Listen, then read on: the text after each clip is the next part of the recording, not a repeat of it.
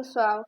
Continuando aí o nosso assunto sobre classificação, a gente vai entender hoje quais são as regras para que a gente possa escrever um nome científico da forma correta, tá? Da forma mais adequada, é claro.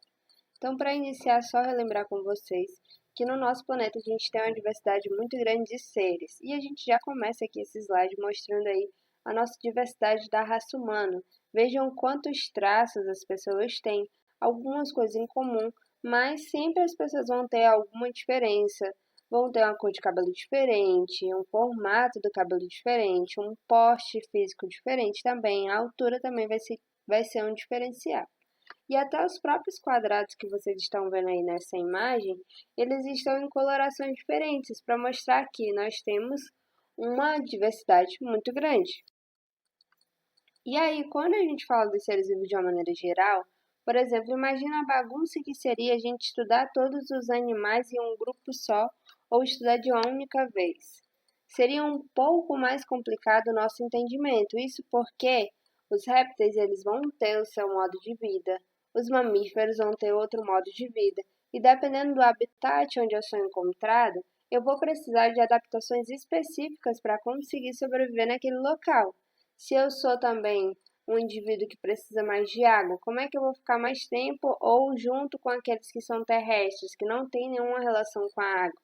Então a gente precisa ter aí mecanismos para conseguir classificar e diferenciar os seres vivos em grupos, tá bom?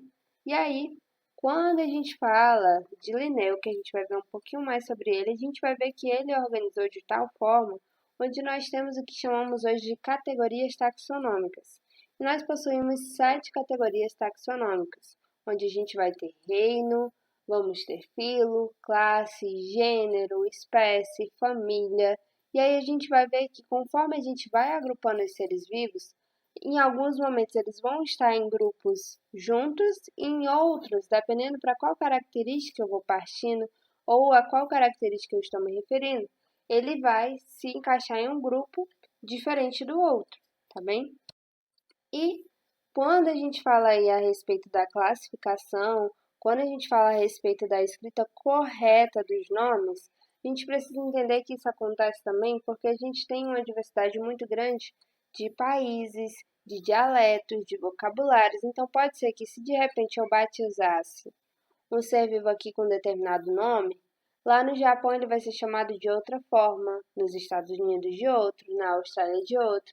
Então, para que isso não aconteça e para que os pesquisadores consigam aí fazer troca de informações, quando, por exemplo, estão desenvolvendo alguma pesquisa, mesmo estando em locais diferentes, eles vão saber do que estão falando, principalmente quando estiverem falando de espécies, quando se referirem ao nome científico. A partir do nome científico eu consigo descobrir muitos aspectos. Então, quem inventou o sistema binominal que é utilizado até hoje foi Linneu, tá? E segundo Linneu, a gente precisa seguir algumas regras básicas. Quais são essas regras básicas? Primeiro, o nome científico ele deve ser composto de 2 palavras, tá? E essas 2 palavras elas devem ser escritas em latim. E por que em latim e não em outra língua? Porque o latim é considerado hoje uma língua morta e que por isso não sofre modificações. Se colocasse um outro tipo de língua, por exemplo, podia sofrer variações e, por mínimas que fossem, já faria uma diferença. Uma outra coisa também é que eu devo escrever os nomes científicos em itálico, que é levemente inclinado. É claro, se você estiver fazendo a escrita desse nome manualmente, você tem que destacar de outra forma, né? Você pode, de repente, sublinhar. E outra regrinha que a gente tem aqui, possuindo 2 palavras, né? É um nome científico, só que ele não pode ser escrito de qualquer forma. Além de ser escrito em latim, a outra regrinha é que a primeira palavra ela deve iniciar com letra maiúscula. Já a segunda inicia com letra minúscula. Se não for obedecida essa regra, o nome científico não vai estar escrito de acordo com a norma padrão e pode ser até mesmo desconsiderado. E por que a gente precisa fazer isso? Como eu falei para vocês, a gente tem uma variação linguística muito grande.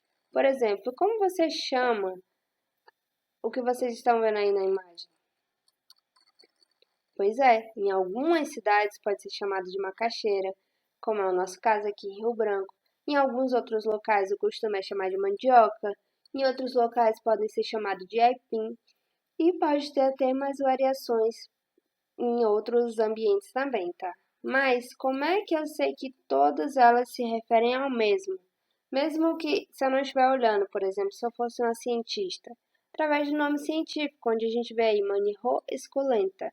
Percebam, composta de duas palavras, escrito em latim, e aí a primeira palavra inicia-se com letra maiúscula, a segunda com letra minúscula e todas as demais letras também seguem em minúsculo. E a outra regrinha aí, ó, é que a palavra está escrita em itálico, ela está levemente inclinada. Mas como eu falei para vocês, se eu estiver fazendo de uma forma manual, eu consigo fazer uma outra forma de destaque e ela é aceita também, desde que, é claro, eu siga todas as regras anteriores, tá? É extremamente importante se atentar para esse ponto. Então, a gente precisa ter os nomes científicos escritos corretamente para que a gente não se confunda, para que a gente não troque alguns itens que, na verdade, têm alguma diversidade, ou para que a gente coloque no mesmo grupo. Porque, como eu disse aí, macaxeira, mandioca e aipim, no final, todos eu estou falando de Manihô esculenta, que é o seu nome científico, tá bem? Então é isso, gente, e até a próxima aula.